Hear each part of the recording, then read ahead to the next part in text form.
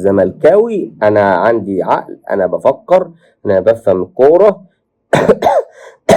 جمهور نادي الزمالك هتلاقي فيهم بيحب مرتضى وفيهم ما بيحبش مرتضى.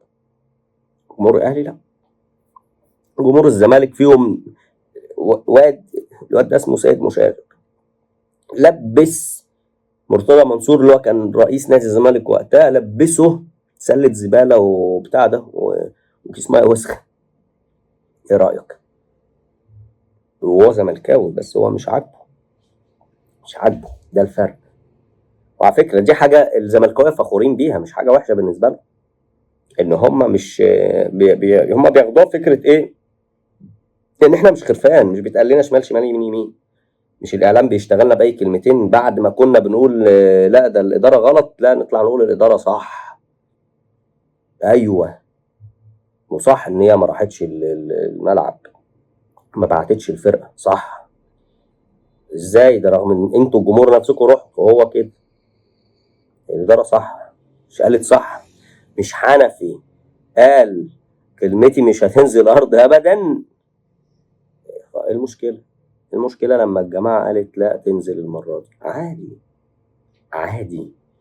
هنا الفرق بين ايديولوجية جمهور وايديولوجية جمهور تاني، وده اللي بيخلي الجمهور ده اللي طلع عادل القيعي يقول له اشتري منتجات النادي في عز حرب غزة، في عز حربها، وهو معاه رعاة، بدل ما يسكت والموضوع عاد، لا بيقول له بالعكس ده انت اشتري منتجات النادي.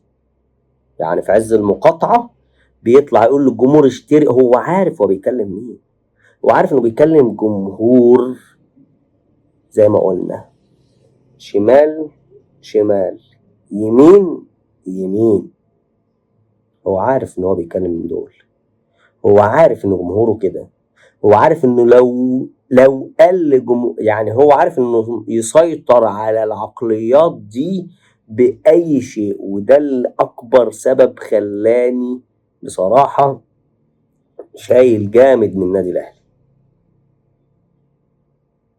ان انت يبقى جمهور توصل بيك الدرجة انك تحط الاهلي اعلى من الاولويات القومية والدينية والشعبية والدم والانسانية نفسها.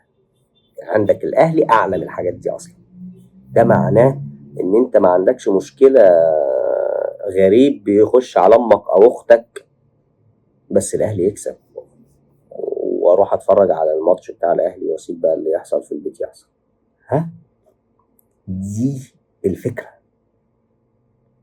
مش فكرة زيزو وإمام عاشور وبن شرقي، لا، ده فكرة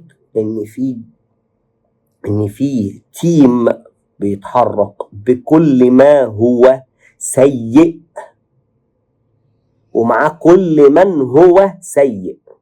تيم بيتحرك بكل ما هو سيء، كل الوسائل السيئة لأغراض أسوأ. بإيه؟ هو بيساعدوا مين؟ كل من هو سيء. دي فكرة الزيزو ومش زيزو، ده من زمان. زيزو مش أول لاعب، الموضوع ده من أيام رضا عبد العال.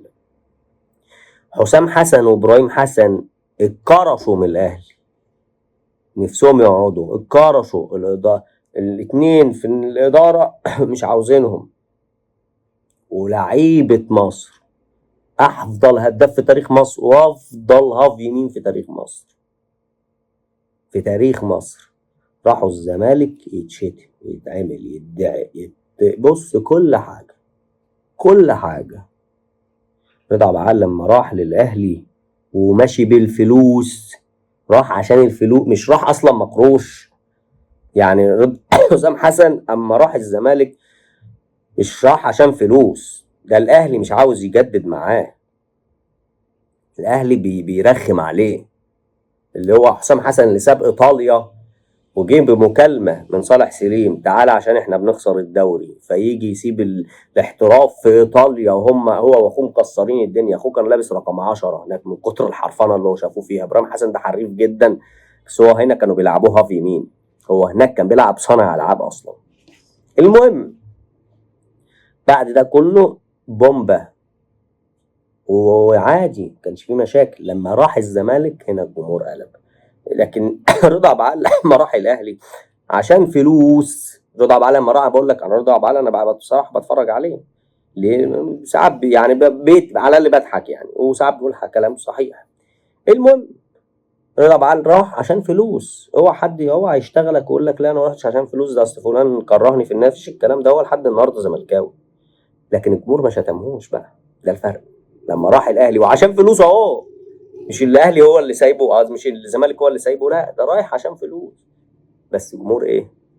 الجمهور ما شتموش، عادي خالص. هي زاخده ضربه كده من اسمه ده، من اسماعيل يوسف في الملعب، لكن الجمهور نفسه ما شتموش، ما شتموش. ولاعيبه كتير. طارق السعيد، فاكرين طارق السعيد اللي برضه الكره المصريه راح ساب الزمالك وراح الاهلي؟ ده عادي. اي لاعب في مصر، كنت لسه بقول لكم على مصطفى فتحي، ما هو ظلم نفسه ليه؟ ظلم نفسه انه فضل في الزمالك، ما مشيش.